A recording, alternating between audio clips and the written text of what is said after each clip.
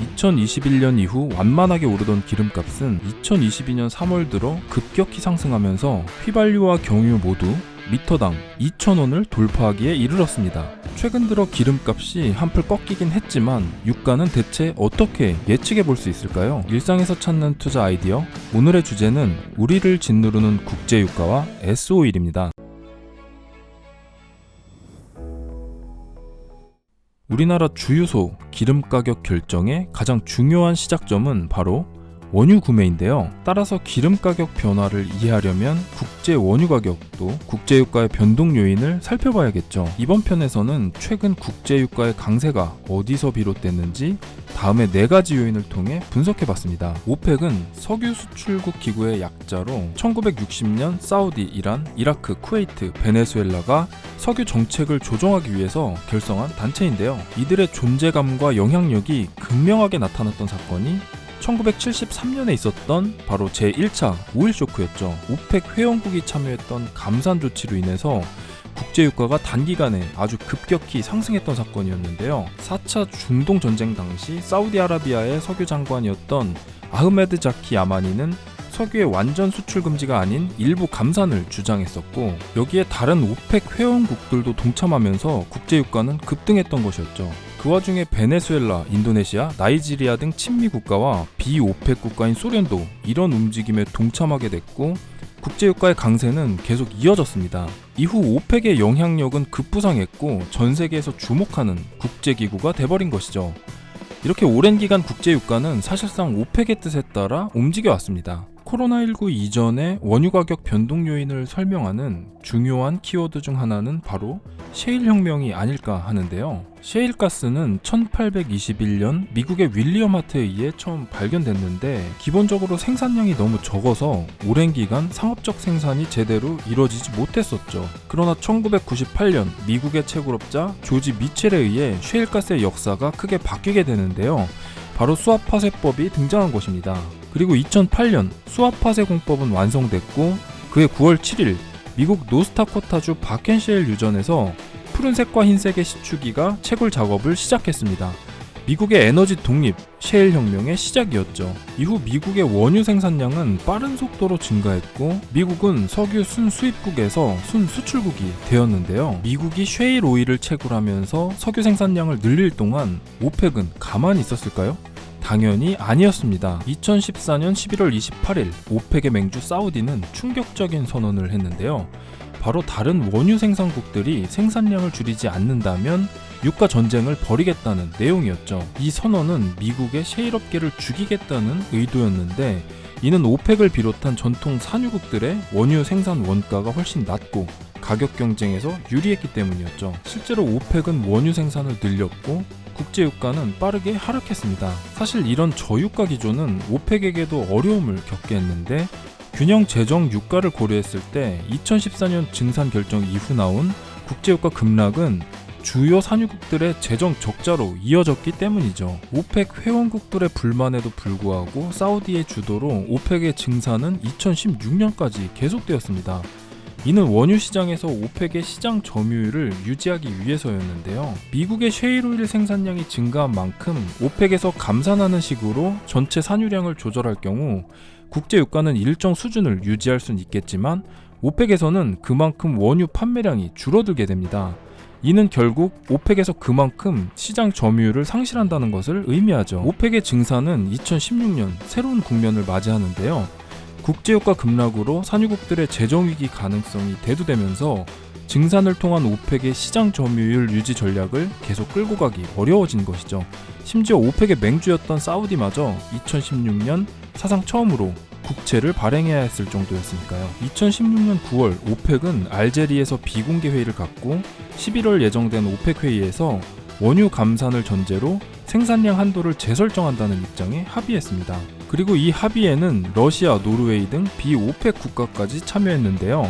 이후 석유 시장에 더욱 큰 영향을 발휘하는 오펙 플러스가 탄생한 순간이었죠. 국제 유가가 낮아질 때는 오펙 플러스의 감산이, 국제 유가가 높아질 때는 셰일 오일 견제를 위한 오펙 플러스의 증산이 결정되며 한동안 40에서 75달러 사이의 박스권 움직임을 보여왔죠. 2020년 원유 가격의 구조적인 요인을 변화시키는 사건이 발생하는데요. 바로 전 세계를 강타한 전염병 코로나19입니다. 코로나19로 인해 경제활동이 중단됐고 공장 가동도 멈추면서 원유 생산과 수요가 모두 급감했죠. 특히 수요 감소가 더 가파르게 나타나면서 원유는 초과 공급 상태가 됐고, 이것이 국제유가 하락을 더 부추기면서 WTI 원유 선물의 경우 한때 가격이 마이너스를 기록하는 등 사상 초유의 사태가 발생하기도 했습니다. 이런 상황은 산유국과 셰일가스 업계에 모두 큰 충격을 줬는데 셰일 업계의 충격이 더 컸습니다. 2020년 4월 1일 미국의 셰일 기업 파이팅 페트롤리엄이 파산 보호 신청을 하면서 업계 구조조정의 신호탄이 되었는데요. 같은 해 6월 29일에는 미국 셰일 혁명을 이끌었던 체서피크 에너지가 파산 보호 신청을 하면서 셰일 업계의 재편이 가속화되었죠. 그러나 이후 글로벌 각 국가의 경제 정상화 정책과 함께 공장 가동률이 급격히 회복됐고 원유 수요 역시 다시 크게 증가했는데 원유 공급은 그다지 크게 증가하지 않았습니다. 이런 불균형은 결국 2021년 원유 공급의 부족으로 이어졌고, 바로 이것이 최근까지 국제유가의 강세를 이끈 주된 요인으로 지적받고 있죠.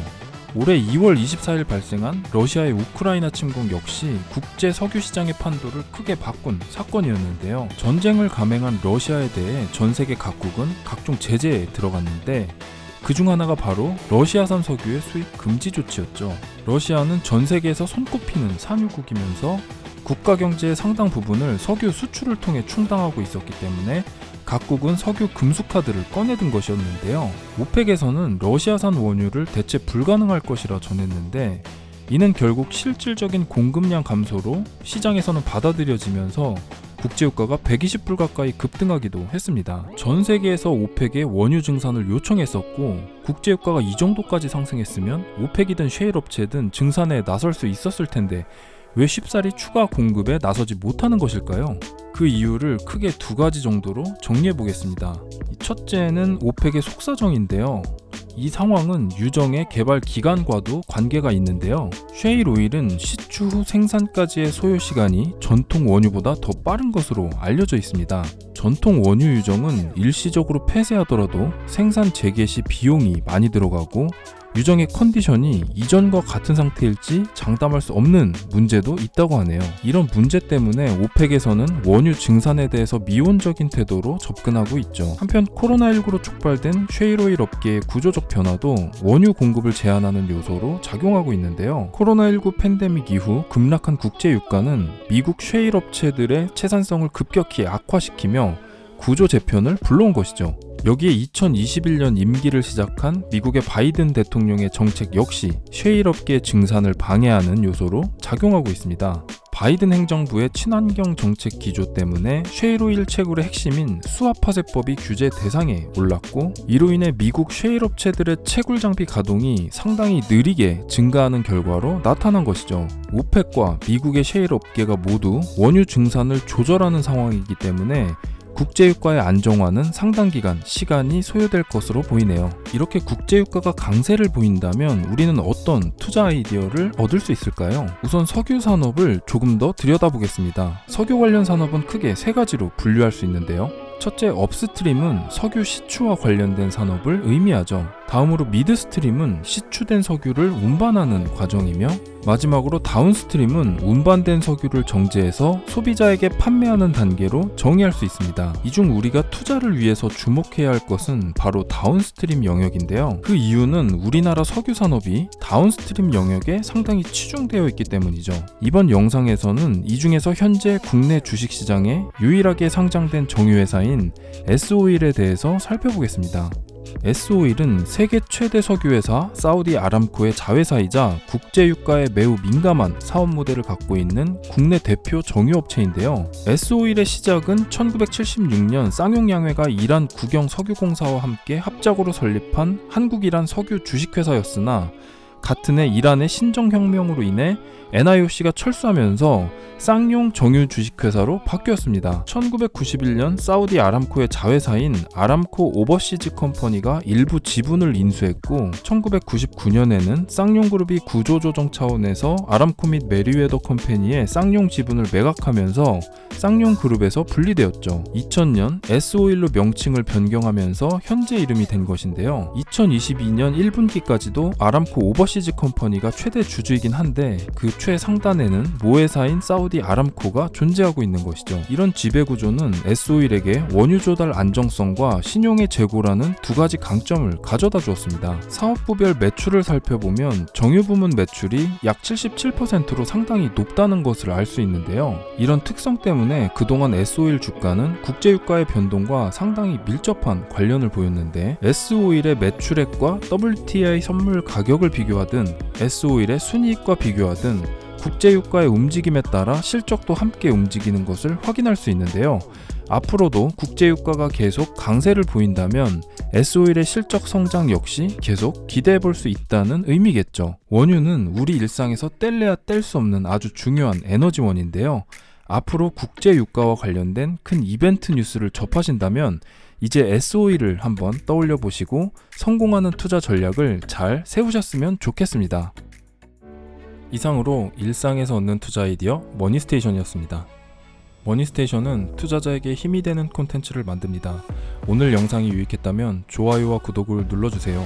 시청해주셔서 감사합니다.